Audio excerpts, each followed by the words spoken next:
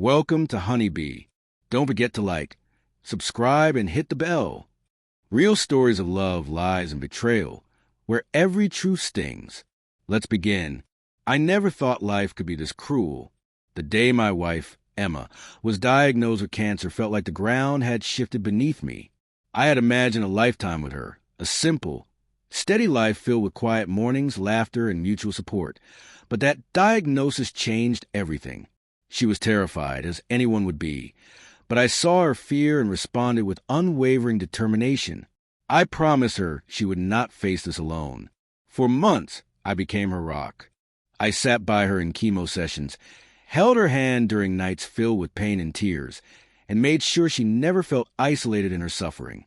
I rearranged my schedule at work, often taking half-days to be with her, and learned to cook meals she could actually eat without feeling nauseous. I became her nurse, her confidant, and her constant source of encouragement. Every little victory, her first smile after a particularly harsh treatment, her first regained appetite, felt like a triumph not just for her, but for both of us. People often told me I was heroic, that supporting someone through cancer was a noble act. But I never thought of it as heroism. It was love. It was a commitment I had made when we promised each other, in sickness and in health. I wanted to believe that nothing could break that bond. I truly did. But love, I learned, can be fragile. I first noticed a change almost imperceptibly. Emma became distant, distracted, and secretive. At first, I blamed the cancer and the treatments, the fatigue, the emotional strain. But as weeks passed, the unease grew heavier. She started spending more time on her phone, locking herself in the bedroom under the guise of rest, and laughing softly at messages I wasn't privy to. I tried not to let suspicion poison my support, but doubt started to gnaw at me. One night, after she had fallen asleep, I saw it. A message popped up on her phone from a man I didn't recognize, affectionate and flirtatious. My heart pounded, but I rationalized. Maybe it was a friend, someone comforting her during her treatment. I told myself not to jump to conclusions, but the messages kept coming. Names, dates, subtle intimacies, things no friend would ever write. The shock, the betrayal, hit me like a sledgehammer. I confronted her gently, hoping for an explanation that would make sense, that would somehow allow me to forgive and continue supporting her. But Emma didn't deny it. She admitted it. She had cheated on me. All the nights I stayed awake watching over her, all the sacrifices I made to help her survive, all of it had meant nothing in the eyes of her desire. I felt hollow. I wanted to scream, to rage, to throw things across the room, but I didn't. Part of me, perhaps the same part that held her hand through chemo, still cared for her. But another part, the part that knew this was beyond repair, knew I couldn't stay. I left that night, sleeping in the guest room, the betrayal heavy in my chest. The next morning, I packed a bag and left for a week-long trip to clear my mind, pretending to myself that absence could give me clarity. And then the news hit again. Her cancer had returned. I should have felt something, perhaps sorrow, perhaps guilt for leaving, but instead, I felt numb. I realized that the bond we had, which I had fought so hard to preserve, was gone. It wasn't just her infidelity that destroyed it. It was a revelation that our partnership had always been fragile, vulnerable to cracks I had never imagined. I didn't want to be a caretaker for someone who had betrayed me, someone who had turned away in the moments when I had given everything. I tried to explain my decision to leave to friends and family. They were divided. Some called me cold, others nodded, understanding the pain of betrayal. I didn't want to be a martyr. I didn't want to live a life defined by what I had endured for someone who didn't value it. Emma was sick, yes, but sickness didn't absolve her choices. Cheating while battling cancer wasn't a mistake. It was a choice, and I couldn't ignore that. Leaving her didn't feel like cruelty. It felt like survival. The love I once felt had transformed into something else, a quiet, burning anger tempered by sadness. I mourned not only the marriage, but the illusions I had clung to, the belief that love and loyalty were constants that couldn't be broken. They could, and mine had. I never wanted to be someone who abandoned a sick spouse, but I also never wanted to live a life where my devotion was taken for granted. I realized that love is not just about supporting someone through illness. It's about mutual respect, honesty, and reciprocity. Without those, support becomes a one-sided struggle, and no amount of care can mend that imbalance. The weeks that followed were hard. Seeing her decline from afar, knowing the illness had returned, brought guilt and sorrow, but I never regretted leaving. I focused on myself, rebuilding my life, reconnecting with friends I had neglected, and slowly regaining the confidence that her betrayal had eroded. I learned that self-respect is not selfish. Sometimes, it's the only shield against a life of hurt. I don't know if Emma ever understood why I left. I don't know if she realized that the love I had offered was unconditional until she chose someone else over me. And that realization was devastating, but it was also clarifying. Life had given me a cruel lesson, but it had also given me clarity. Loyalty cannot be demanded, but it can be freely given. And when it is not, sometimes walk away is the only way to survive with dignity. After I left, life felt both empty and freeing. The silence of my own home, once a place of shared laughter and whispered conversations, became a sanctuary. I didn't have to tiptoe around someone else's moods. Didn't have to mask my exhaustion from sleepless nights at her hospital bedside. The guilt I expected to feel never fully arrived. Instead, there was a quiet relief, a recognition that I had preserved my dignity even when my heart was broken. Friends and family tried to reach me, some with sympathy, some with subtle judgment. I braced myself for the whispers. How could you leave her while she's sick? But I knew the truth.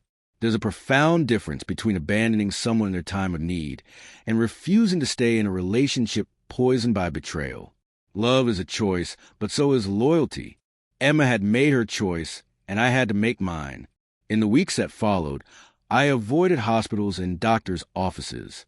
I didn't want to witness her decline firsthand.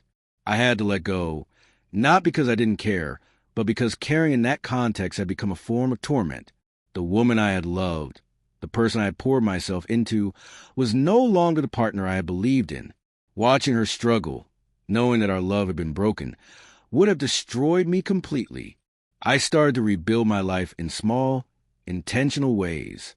I went for long walks, spent time with old friends, and took on projects at work I had been putting off.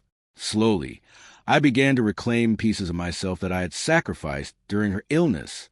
Each small victory, a productive day, a laugh shared with a friend, a quiet evening spent reading, felt like a small stitch repairing the fabric of my spirit. Yet, the memories haunted me. I remembered the nights in the hospital, holding her hand, the way her eyes would glisten with tears of pain or hope, the promises we whispered in the dark. And I remembered the betrayal, the messages, the cold confession, the realization that I had been replaced in her heart while she leaned on me for support. That duality was almost unbearable. Love and betrayal intertwined in a cruel dance, leaving me both heartbroken and hardened. One day, months later, I heard through mutual friends that her cancer had worsened. My heart lurched, not out of guilt, but from a strange mixture of concern and lingering care. Part of me wanted to reach out, to offer comfort, but another part, the part that remembered the betrayal, held me back. Compassion doesn't erase the need for boundaries. I realized I could still wish her well, without sacrificing my peace of mind. Emma tried to contact me after a while, messages filled with regret, apologies, and pleas for understanding. She admitted the affair had been a mistake, that she regretted hurting me, that she wished she could turn back time. But I had already moved past the point of reconciliation. Apologies can mend some wounds, but they cannot erase betrayal. The love I had offered had been unconditional, yet her actions had demonstrated that our partnership was never truly equal. I could forgive in theory, but I could not return to a situation that had already shown me its fragility. As I moved forward, I began to understand something important.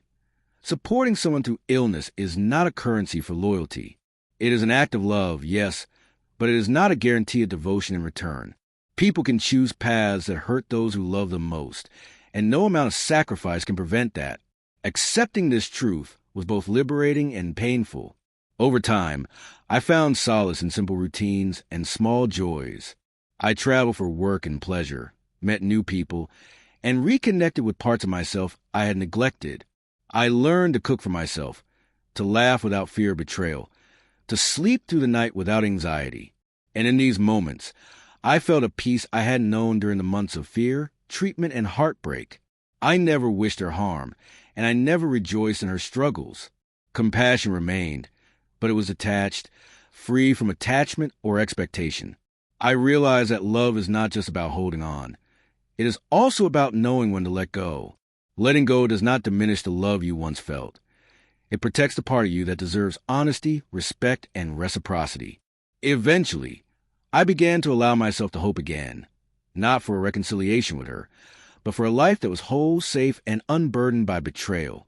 I started to think about what I truly wanted: a partnership rooted in honesty, a home filled with mutual care, and a love that didn't demand sacrifices that went unacknowledged.